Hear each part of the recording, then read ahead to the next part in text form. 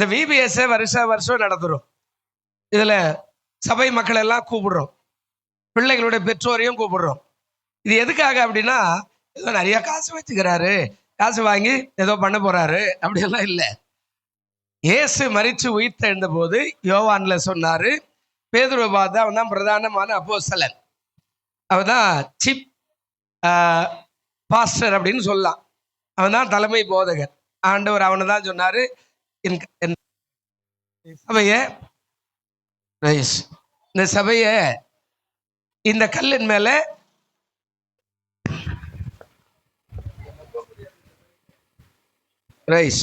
இந்த கல்லின் மேல என் சபையை நான் கட்டுவேன், பாதாளத்தின் வாசல்கள் அதை மேற்கொள்ளாது அப்படின்னு சொன்னார்.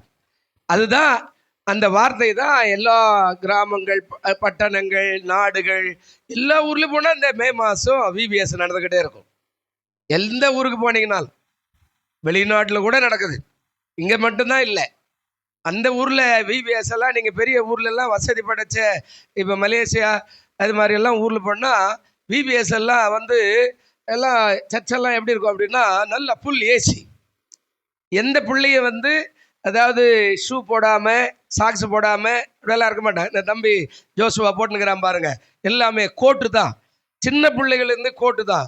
இந்த வாலிப பிள்ளைகளெல்லாம் இந்த மாதிரியெல்லாம் இருக்க மாட்டாங்க. எல்லாமே இந்த ஷூ போட்டு எல்லாமே அவங்க ஒரு ஸ்டைல் ஒரு கோட்டு போட்டு தான் இந்த விபிஎஸ் பிள்ளைகள்லாம் நடத்துவாங்க. இப்போ ஒவ்வொரு நாட்டுக்கு ஒரு கதை.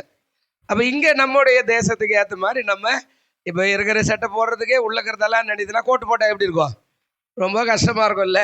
அதனால் நம்ம தேசத்துக்கு ஏற்ற மாதிரி. ஆனால் ஆண்டவர் இந்த ஊழியத்தை நேசிக்கிறார்.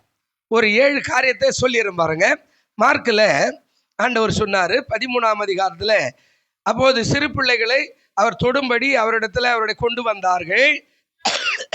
கொண்டு வந்தவர்களை சீஷர்கள் என்ன பண்ணாங்க, அதட்டினார்கள்.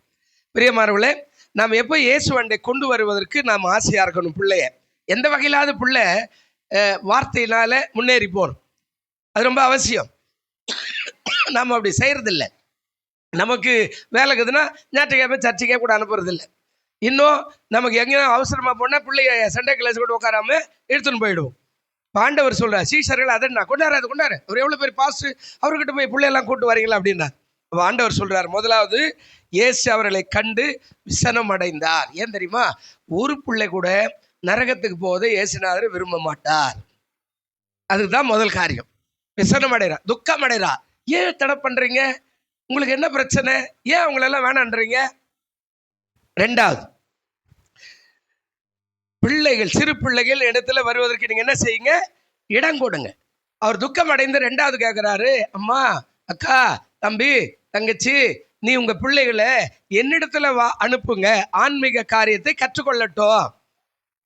பயபக்தியாய் மாறிடுவாங்க, பரிசுத்தமாயிடுவாங்க, அந்த பிள்ளைகள் உண்மையா இருப்பாங்க, நீதிமானா இருப்பாங்க, தேவையற்ற காரியத்துல சிக்கி கொள்ளாதபடி அவர்கள் என்னிடத்துல இடம் கொடுங்க. மூணாவது சொல்றாரு, இடம் கொடுங்கள், அவர்களை தடை பண்ணாதுங்க, தடையெல்லாம் செய்யாதீங்க. ஏன் அவசரப்படுறீங்க, உனக்கு பிரச்சனைனா நீ ஒதுங்க, ஆனா பிள்ளைகளுக்கு வாஞ்சிருக்கா போங்க. வசனம் இருக்குது, எரேமியாவின் புலம்பல்ல போக வேண்டாங்க ஒரு வார்த்தை சொல்றார். பிள்ளைகள் அப்பம் கேட்குறாங்க, அதை பெற்றோரால கொடுக்க முடியல அப்படின்றாங்க. அப்பனா வசந்த கேட்குறான், இப்ப இருக்கிற எல்லா பிள்ளைகளும் போன் எல்லாம் பாக்குது, உங்களுக்கு சொல்லி கொடுக்குதா இல்லையா? போன் எல்லாம் கொடுத்தா உங்களுக்கு என்ன சொல்லுதுங்க, சொல்லி கொடுக்குதா இல்லையா உங்க பிள்ளைங்க? பா என்னப்பா அம்மா, என்னம்மா உனக்கு தெரியல, இதை போடுமா, இங்க போமா இது அப்படின்ற. அப்ப அப்பம் கேட்கறான்னா அவன் அறிவாளியா இருக்கிறான், உங்ககிட்ட கேட்கறான், உங்களுக்கு அந்த ஆயத்தை இல்லை அப்படின்றார். அப்போ அடுத்த காரியம் நாலாவது, தேவடைய ராஜ்யம் அந்த பிள்ளைகளை போலது. பிள்ளைகள் ஏன் அப்படின்னா, இந்த பிள்ளைகளை கள்ளங்கபடு அற்றவர்கள். இந்த பிள்ளைகள் எப்படி இருக்காங்க, ஆமா, இப்போ பெற்ற தாயை அடிச்சுனா கூட கொஞ்ச நேரம் அழுது முறுக்கிட்டு கூட கொஞ்ச நேரம் போது அம்மா கட்டி பிடிச்சிக்குவான். ஏன்னா அது கள்ளங்கபடு கிடையாது. ஆனா பெரியவங்க அப்படி இல்லை. அவர் சொல்லுவான், நான் செத்தா கூட என் முகத்தை நீ என்ன செய்யக்கூடாது, பார்க்கலாம் கூடாது. இவன் செத்துட்டு இவன் முகத்தை எவன் பார்க்கறேன்னு பார்த்துட்டு இருப்பானா, யோசிச்சு பாருங்க. அப்போ சொல்லுவான், அப்போ பிள்ளைகள் கள்ளங்கபடற்றவர்கள். அப்போ ஆண்டவருடைய ராஜ்யம் எப்படி இருக்குதா, அந்த பிள்ளைகளை போல ஆட்களுக்கான ராஜ்யமாக அது இருக்குது. அதனால தடை பண்ணாதீங்க. அடுத்த காரியம் சொன்னாரு, எவனாகல சிறு பிள்ளையை போல தேவனுடைய ராஜ்யத்தை ஏற்றுக்கொள்ளாவிட்டால் அவன் அதில் பிரவேசிப்பதில்லை அப்படின்னு சொல்றார். இந்த பிள்ளையை போல தேவனுடைய ராஜ்யத்தை அன்போடு ஏற்றுக்கிறேன், பாருங்க, எங்கன்னா ஒரு மோளம் அடிக்கிறாங்கன்னா, ஒரு டம் அடிக்கிறாங்கன்னா, இந்த பிள்ளை எந்த ரோட்டில் இருக்கிற எந்த பிள்ளையா இருந்தாலும் எல்லாம் ஒன்றா போய் அங்கே கூட்டிடுவாங்க. அவங்க ஏதோ பண்ணுறாங்க அப்படி.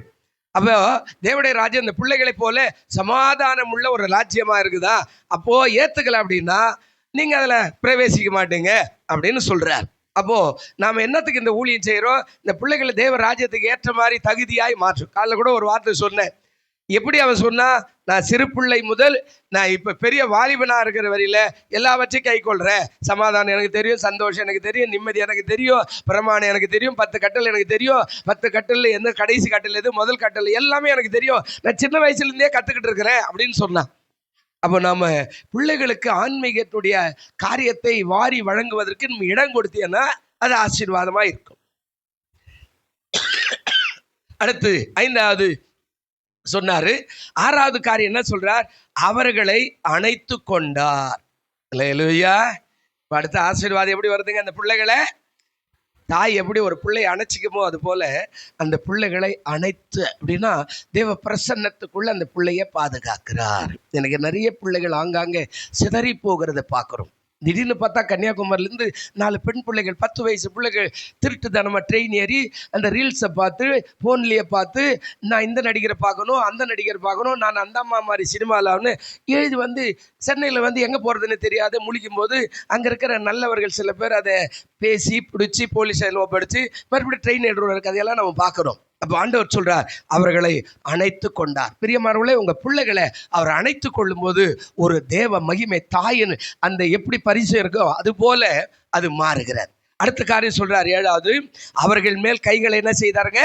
வைத்தார். தேவனுடைய கைனா அது பாதுகாக்கிற கை, பராமரிக்கிற கை, உதவி செய்கிற கை, ஒத்தாசை பண்ணுகிற கை, தூக்கி விடுகிற கை, அது மாத்திரமல்ல எதிராளிகளுக்கு தப்புவிக்கிற கையாக அந்த கை இருக்கு. அவர்கள் மேல கைகளை வைத்தார்.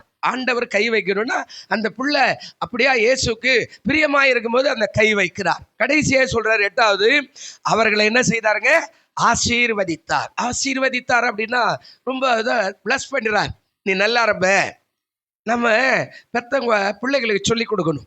பிறந்த நாள்னா அப்பா அம்மா காலில் விழுந்து ஆசீர்வாதம், தாத்தா பாட்டி இருந்தால் அவங்க காலில் விழுந்து ஆசீர்வாதம் பெற்றுக்கொள்ளுங்க. அப்படி பெரியவங்க இருந்தால் வீட்டில் அவங்க காலில் விழுந்து ஆசீர்வாதம், அவங்கெல்லாம் ஒரு பிளஸ் பண்ணுவாங்க. ஆமாம், நம்ம அப்படி செய்கிறதே இல்லை. நான் ஹாஸ்பிட்டலில் இருந்தேன். இந்த ஹாஸ்பிட்டலில் இருக்கும்போது ஒரு பெங்காலி டாக்டர் தான் எனக்கு ட்ரீட்மெண்ட் பண்ணுறார். பெங்காலியிலிருந்து ஒரு ஆள் வரான், அவனும் ட்ரீட்மெண்ட்டுக்கு வரான் என்ன போல. அவன் வந்த உடனே அந்த பெங்காலி டாக்டர் நிற்கிற அந்த சீஃப் டாக்டர்கிட்ட அந்த தம்பி, அவங்க அம்மா, அவங்க அப்பா 3 பேருமே அவங்க விழுந்து அந்த காலை தொட்டு, நான் கேட்டேன் எதுக்கு காலை? இது எங்களுடைய பழக்கங்க. பெரியவங்க, படித்தவங்க, மரியாதை உள்ளவங்க, மதிப்பு மிக்கவங்க, சபையில் மூத்தவர்கள், அதாவது பரிசுத்தவான் இருக்கிறாங்கள, அவங்கள தொட்டு எங்களை ஆசீர்வதிங்கன்னா, அவங்க பிளஸ் பண்ணாங்கன்னா அந்த பிள்ளை 100 ஆண்டு காலம் ஆசீர்வாதமாய் இருக்கும். அதை தான் இயேசு செய்கிறாரு. அவர்களை அணைத்து கொண்டு அவர்கள் மேலே கரத்தை வைத்து அவர்களை என்ன பண்ணாருங்க? ஆசீர்வதித்தார். பெரியமார்களே, இந்த ஊழியம் எதுக்காக செய்கிறோம்? உங்ககிட்ட சில இடத்துல காணி கேட்டிருக்கலாம், நீங்கள் எதாவது அந்த பிள்ளைகளுக்கு செய்யுங்க அப்படின்னு சொல்லியிருக்கலாம், நீங்களும் கூட செஞ்சுருக்கலாம். ஆனால் எதுக்காக அப்படின்னா ஏதோ மகிமை, அந்த சபையில் செய்கிறேன், இந்த சபையில் செய்கிறேன், அப்படியெல்லாம் இல்லை. இந்த பிள்ளைகளும் இங்கே ஆடினாங்க பாருங்க, இந்த பிள்ளைகளும் இவர்களும் பரலோக ராஜ்யத்துக்கு சென்று ஆத்துமாவை ஆண்டவருக்கு என்று அர்ப்பணிக்கிற பிள்ளைகளாய் மாறணும் அப்படின்ற ஒரே நோக்கத்துக்காக தான் இந்த ஊழியத்தை வருஷம் செய்கிறோம். அது நிறையா வரலாம். சில வருஷம் 50 பள்ளிக்கு வரலாம், சில வருஷம் 100 பேர் வரலாம், அதுக்கு நிறைய செலவாகலாம். பணத்தை பற்றி பிரச்சனை இல்லை. ஆண்டோடைய ஊழியத்தை மகிழ்ச்சியாக செய்துக்கிறோமா, அதுதான் மிக முக்கியம். அந்த சத்தியத்தை கேட்டு உங்கள் பிள்ளைகள் ஆசீர்வாதமாய் மாறுறாங்களா, அது மிக முக்கியம்.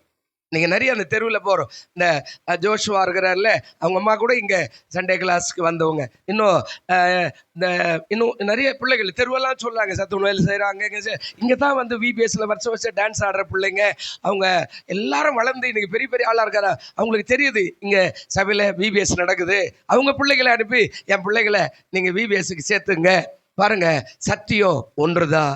பிரியமானவர்களே, நாம் இடம் கொடுக்கணும். அப்படி செய்யும்போது கர்த்தர் நம்மை ஆசீர்வதிக்க அவர் வல்லவராய் இருக்கிறார். அல்லேலூயா. கண்களை மூடுவ நல்ல பிதாவே, இந்த சிறுவர் ஊழியத்தில் சொன்ன இந்த வார்த்தையை கேட்குற எல்லாரும் ஆசீர்வாதமா இருக்க தேவன் கிருபை செய்யுங்க. இந்த ஊழியம் ஏதோ மகிமைக்கு, எங்களுடைய மகிமை அல்ல, உங்களுடைய மகிமைக்கு நாங்கள் செய்கிறோம். ஆண்டவரே, இதை ஆசீர்வதிங்க, பரிசுத்தப்படுத்துங்க. இதை பார்த்து கொண்டிருக்கிற கேட்டு கொண்டிருக்கிற பிள்ளைகளெல்லாம் அவ்வண்ணமாகவே மாறி தங்களுடைய பிள்ளைகளை ஆண்டவருக்கு என்று அர்ப்பணித்து அவர்கள் ஒரு யோசுவாவை போல, ஒரு பேதுருவை போல, ஒரு ஆண்டவர் தீமோத்தை போல, ஒரு பவுலை போல ஆண்டவரே இவர்கள் கடந்து வர கர்த்தர் கிருபை செய்ய முடியாது ஜெபிக்கிறோம். அன்பு கரத்தில் ஒப்பு கொடுக்கிறோம். இயேசு கிறிஸ்துவின் நாமத்தில் வேண்டிக் கொள்ளுகிறோம் நல்ல பிதாவே. ஆமேன், ஆமேன்.